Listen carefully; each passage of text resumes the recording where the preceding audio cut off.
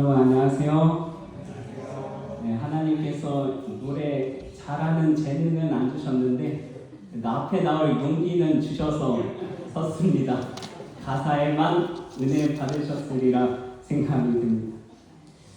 어느새 5월 가정의 달이 되었습니다.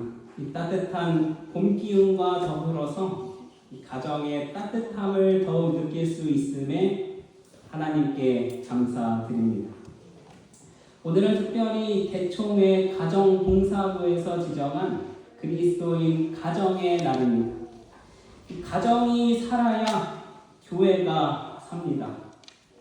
그리고 교회가 살아야 이 사회가 살 수 있습니다.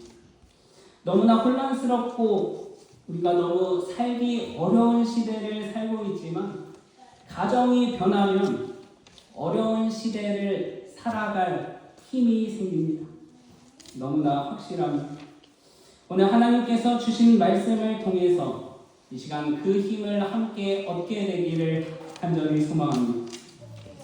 먼저 여러분께 질문 하나를 드리겠습니다. 오늘 아침 침실에서 눈을 뜨고 가장 먼저 한 일이 무엇인가요? 내가 눈 뜨자마자 뭐 했는지 한번 생각해 보시겠습니까? 기도로 하루를 시작하기도 하고 아니면 물을 먼저 마시기도 하고 화장실을 가장 먼저 가기도 합니다. 그런데 요즘 많은 사람들의 모습은 여전히 이런 모습입니다. 기도는 안 하더라도 메시지 온 거 없는지 먼저 확인하고 화장실을 먼저 가더라도 이 화장실에서 이 핸드폰과 하루를 시작하는 것입니다. 가족들이 저녁 식사를 위해 식탁에 둘러앉지만 대화의 온기 대신에 이렇게 화면에서 새어나오는 푸른 빛이 모두의 얼굴에 비치는 경험을 해본 적이 있으실까요? 아예 없지는 않을 것입니다. 성도 여러분, 우리는 지금 그 어느 때보다도 더욱 관계 맺기 쉬운 시대에 살고 있습니다. 이 교통이 발달해서 언제든 사람들을 만날 수 있고 통신이 발달해서 언제든 연락할 수 있습니다. 그런데 아이러니하게도 이 가족 관계는 무너져가는 불행한 시대에 살고 있다는 것입니다. 지구 반대편의 사람과 영상통화는 쉽게 할 수 있지만 한 지붕 아래 사는 사람과는 진솔한 대화를 잘 나누지 못하는 것입니다. SNS에 올라온 낯선 사람의 아침 식사 메뉴는 잘 알면서도 자녀들이 마음속으로 어떠한 고민을 품고 살아가는지 잘 알지 못하는 것이 우리의 현실인 것입니다. 이 사탄은 참 교묘하게 움직이고 있습니다. 사탄은 우리를 하나로 모을 수 있는 도구들을 사용해서 오히려 우리를 갈라놓는 가시 덤불로 변질시켜 버렸습니다. 그것이 바로 이 핸드폰입니다. 대화의 단절이 언제 시작되는가 곰곰이 생각해 보면 바로 이 핸드폰 화면을 들여다볼 때 시작됩니다. 대화하지 않아도 가족과 시간을 보내지 않아도 얼마든지 재밌고 자극적인 시간을 보낼 수 있습니다. 선지자는 청년에게 보내는 기별에서 다음과 같이 경고합니다. 경박하고 흥미만 추구하는 이야기를 읽는 사람들은 자신 앞에 놓인 의무를 감당할 자격을 잃게 된다. 그들은 비현실적인 삶을 살며 성경을 탐구하려는 욕망조차 갖지 못한다. 이 말씀에서 말하는 경박하고 흥미만 추구하는 이야기를 유튜브, 인스타그램 또는 TV로 바꿔보면 어떻습니까? 경박하고 흥미만 추구하는 유튜브를 보는 사람들은 100년 전에 주어진 이 경고는 놀라울 정도로 이 시대의 현실적인 경고의 말씀이지 않습니까? 우리의 삶은 어느새 자극을 추구하는 삶이 되어버렸습니다. 우리의 감각을 자극하는 것들이 우리의 신앙과 가정을 대체하고 있다는 무서운 사실을 우리는 인식해야 하는 것입니다. 이 가정의 달을 맞이해서 우리 가정이 더욱 하나님께 나아가길 이 시간 간절히 바라면서 이 하나님의 가정이라는 제목으로 함께 말씀의 은혜를 나누도록 하겠습니다. 먼저 본문 말씀 출애굽기 18장 1절로 12절 말씀 보시겠습니다. 출애굽기 18장 1절로 12절에 있는 말씀입니다. 조금 길지만 제가 한번 처음부터 읽어보겠습니다. 모세의 장인이며 미디안 제사장인 이드로가 하나님이 모세에게와 자기 백성 이스라엘에게 하신 일, 곧 여호와께서 이스라엘을 애굽에서 인도하여 내신 모든 일을 들으리라. 모세의 장인 이드로가 모세가 돌려보냈던 그의 아내 십보라와 그의 두 아들을 데리고 왔으니 그 하나의 이름은 게르솜이라. 이는 모세가 이르기를 내가 이방에서 나그네가 되었다 하며, 하나의 이름은 엘리에셀이라. 이는 내 아버지의 하나님이 나를 도우사 바로의 칼에서 구원하셨다 함이더라. 모세의 장인 이드로가 모세의 아들들과 그의 아내와 더불어 광야에 들어와 모세에게 이르니 곧 모세가 하나님의 산에 짐친 곳이라. 그가 모세에게 말을 전하되 내 장인 나 이드로가 내 아내와 그와 함께한 그의 두 아들과 더불어 내게 왔노라. 모세가 나가서 그의 장인을 맞아 절하고 그에게 입맞추고 그들이 서로 문안하고 함께 장막에 들어가서 모세가 여호와께서 이스라엘을 위하여 바로와 애굽 사람에게 행하신 모든 일과 길에서 그들이 당한 모든 고난과 여호와께서 그들을 구원하신 일을 다 그 장인에게 말하며, 이드로가 여호와께서 이스라엘에게 큰 은혜를 베푸사 애굽 사람의 손에서 구원하심을 기뻐하여 이드로가 이르되 여호와를 찬송하리로다. 너희를 애굽 사람의 손에서와 바로의 손에서 건져내시고 백성을 애굽 사람의 손 아래에서 건지셨도다. 이제 내가 알았도다. 여호와는 모든 신보다 크심으로 이스라엘에게 교만하게 행하는 그들을 이기셨도다 하고, 모세의 장인 이드로가 번제물과 희생 제물들을 하나님께 가져오매 아론과 이스라엘 모든 장로가 와서 모세의 장인과 함께 하나님 앞에서 떡을 먹으니라. 아멘. 우리가 이렇게 가정의 달이 되면 마음 한켠으로 설레는 이유는 내가 가야 할 곳이 있고 또 그곳에서 나를 기다려주는 사람이 있기 때문일 것입니다. 혹은 나를 찾아올 사람이 있고 또 기다릴 대상이 있기 때문일 것입니다. 얼마 전 제 아내가 사모 수양회 때문에 3박 4일간 집을 비웠었는데요. 결혼하기 전에는 어차피 저 아래 사택에서 혼자 살았었기 때문에 큰 어려움이 없을 줄 알았습니다. 그런데 있다가 없으니까 아예 다르더라고요. 나갔다가 집에 들어왔을 때 아무도 없는 그 공허함, 가족의 소중함을 다시 한번 느낄 수 있는 기간이었습니다. 오늘 본문에서도 가족을 그리워하며 지내는 한 사람이 등장합니다.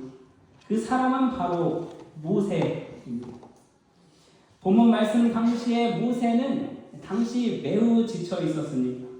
험난한 광야에서 이스라엘 백성들을 인도하는 과정이었고 아말렉과의 전쟁이 최근에 끝난 상황이었습니다. 지치고 힘들 때 사랑하는 사람이 눈에 그려지는 것은 아마 모세도 그랬을 것입니다.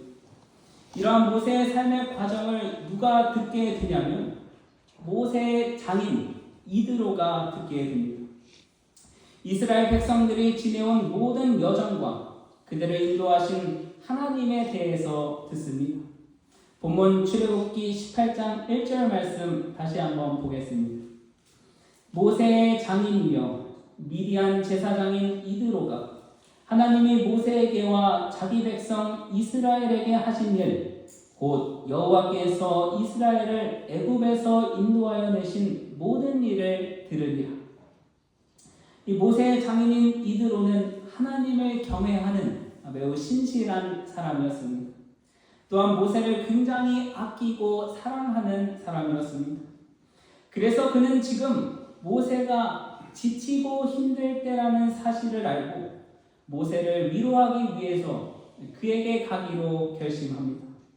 그러나 혼자 가는 것이 아니라 누구를 함께 데리고 갔습니까?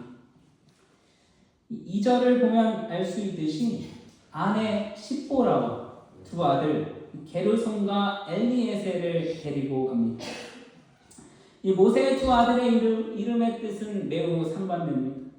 첫째 아들인 게르솜은 객을 뜻합니다. 모세가 게르솜을 낳았을 당시 그는 겨우 목숨을 건져서 망명 생활을 하고 있었기 때문에 첫째 아들의 이름을 지을 때 자신의 외로움과 굴욕을 표현하기 위해서 나그네를 뜻하는 객, 즉 게르솜이라고 지었습니다. 그리고 둘째 아들의 이름은 엘리에셀, 나의 하나님은 도움이라는 뜻입니다. 게르솜은 망명 생활에서 나온 이 낙담의 정신을 반영하고 이 차남 엘리에셀은 하나님의 돌보심에 대한 감사를 이야기하고 있었습니다. 그렇게 장인 이드로는 모세의 모든 인생이 담겨있는 두 아들과 이 자신의 딸이자 모세의 아내인 십보라를 데리고 모세를 찾아갑니다. 출애굽기 18장 5절 말씀입니다. 모세의 장인 이드로가 모세의 아들들과 그의 아내와 더불어 광야에 들어와 모세에게 이르니 곧 모세가 하나님의 산에 지친 곳이다. 그렇게 모세와 그의 가족들은 다시 만나게 되었고 그 기쁨을 7절에서 다음과 같이 설명합니다. 모세가 나가서 그의 장인을 맞아 절하고 그에게 입맞추고 그들이 서로 문안하고 함께 장막에 들어갔습니다. 그들은 오랜 기간 동안 서로 보지 못한 상황이었습니다. 얼마나 보고 싶었을까요? 아마 이스라엘 백성들의 여정 중에서 계속해서 생각났을 것입니다. 그리고 많이 보고 싶었을 것입니다. 내 아내 십보라는 잘 지내고 있는지, 내 아들들은 지금 무엇을 하고 있을지 그의 생각에 계속해서 맴돌았을 것입니다. 그러나 그들은 함께 지낼 수 없는 상황이었습니다. 모세가 그의 가족들과 떨어져서 지낼 수밖에 없었던 이유를 성경 주석에서는 다음과 같이 설명합니다. 모세는 그녀의 안전을 위해 그렇게 했는데 이는 애굽에서 그가 바로와 갈등하는 동안 십보라와 그의 두 아들이 위험에 처할 수 있다고 느꼈기 때문이다. 이러한 위험한 상황 속에서 가족들과 함께 할 수 없다가 다시 만나게 되었으니 그 기쁨은 말로 다 표현할 수 없었을 것입니다. 그래서 부조와 선지자에서도 다음과 같이 말씀합니다. 모세는 이스라엘 백성을 애굽에서 이끌어내는 위험한 일을 하러 가는 도중에 그의 가족들을 돌려보냈다. 그러나 이제 다시 가족들과의 교제를 통해 평안함과 안위함을 누릴 수 있게 되었다. 사랑하는 성도 여러분, 우리의 가정은 모세의 가정과 같이 교제를 통해 평안함과 안위함을 누릴 수 있는 가정이 되어야 합니다. 그런 가정이 되어야 교회와 이 사회가 회복될 수 있는 것입니다. 가정은 교회와 사회의 분명한 핵심입니다. 가정은 우리 안에 하나님의 형상을 회복시키기 위한 가장 기본적인 환경입니다. 자녀들이 어디에서 신앙을 접하고 품성을 형성하며 사회성을 배우겠습니까? 바로 가정입니다. 하나님께서 가정을 통해서 그리스도의 원칙이 실현되며 그 가치가 이 현 세대에서 다음 세대로 전수되는 장소가 바로 이 가정입니다. 그러나 안타깝게도 요즘 수많은 젊은 청년들은 결혼을 결심하지 않습니다. 내가 결혼하면 행복할 수 있을까? 오히려 더 불행해지지는 않을까? 많은 젊은 청년들이 교회로 떠나갑니다. 그것도 매우 부정적인 인식을 가지고 떠나갑니다. 교회에 대한, 신앙에 대한, 하나님에 대한 좋은 이야기가 가정 속에서부터 먼저 있지 않았기 때문입니다. 오늘 우리가 주목해 보아야 할 것은 모세의 가족들의 재회 속에서 오고 간 대화입니다. 8절을 보니 그들은 무엇에 대해서 이야기하고 있습니까? 출애굽기 15장 8절 말씀 우리 함께 읽겠습니다. 시작. 모세가 여호와께서 이스라엘을 위하여 바로와 애굽 사람에게 행하신 모든 일과 길에 그들이 당한 고난과 여호와께서 그들을 구원하신 일을 다 그 장인에게 말합니다. 홍해의 사건들, 만나의 사건들, 열재앙, 아말렉과의 전쟁, 그 모든 이야기를 통해서 여호와의 인도하심을 즐겨 이야기했다는 것입니다. 사랑하는 성도 여러분, 올해 이 가정의 달에 우리 가정에서도 하나님을 즐겨 이야기하며 그분에 대한 찬양이 가득했으면 좋겠습니다. 모세의 가정처럼 우리 가정도 떨어져 있다가 만났을 때 하나님께 대한 찬양과 감사의 이야기가 오고 가려면 우리는 어떻게 해야 하겠습니까? 우리는 평소에 하나님께 대한 감사와 찬송으로 살아야 하는 것입니다. 그래야 가능한 것입니다. 내 삶이 먼저 하나님께 바쳐져야 우리 가정이 하나님께 바쳐질 수 있는 것입니다. 모세의 가정이 그러했습니다. 이드로는 여호와께서 행하신 일들을 듣고 기뻐하며 제사를 드립니다. 12절에 모세의 장인 이드로가 번제물과 희생 제물들을 하나님께 가져오매 제사를 통해서 하나님께 예배를 드립니다. 하나님께 영적으로 예배를 드리는 것, 그것이 우리 가정에서 먼저 시작되었으면 좋겠습니다. 각 시대의 대쟁투에선 다음과 같이 말씀합니다. 사단은 가정에서 활동하고 있다. 심지어 그리스도인 가정이라고 공언하는 곳에까지 그의 깃발이 휘날리고 있다. 질투, 시기, 위선, 이간, 경쟁, 불화, 신성한 의무에 대한 배반, 유욕의 방종 등이 있다. 사회생활의 기초와 뼈대가 되어야 할 종교적 원칙의 전체적 체계와 교리는 마치 흔들리는 덩어리처럼 바야흐로 부서져 없어지려고 한다. 사단은 가정의 역사에서 불화를 일으키고 무너뜨리려고 합니다. 왜냐하면 믿음이 형성되고 그리스도의 신앙을 받아들이는 곳이 곧 가정이라는 사실을 누구보다도 잘 알기 때문입니다. 그러면 과연 우리는 어떻게 해야 하겠습니까? 교회 증언의 말씀에서는 다음과 같이 이야기합니다. 우리 이 말씀 함께 읽겠습니다. 시작. 가정의 모든 식구들은 우리의 간교한 원수를 대항하기 위하여 할 수 있는 것을 다하고 열렬한 기도와 불굴의 믿음으로 각 사람이 그리스도의 피의 공로를 의지하고 그분의 구원의 능력을 달라고 요구해야 한다는 사실을 명심해야 한다. 우리가 해야 할 것은 열렬한 기도, 그리스도의 피의 공로를 의지하고 구원의 능력을 달라고 하나님께 매 순간 호소해야 한다는 것입니다. 그것은 바로 우리 가정에서부터 시작될 것입니다. 사랑하는 성도 여러분, 우리 가정도 그런 가정이 되어야 하지 않겠습니까?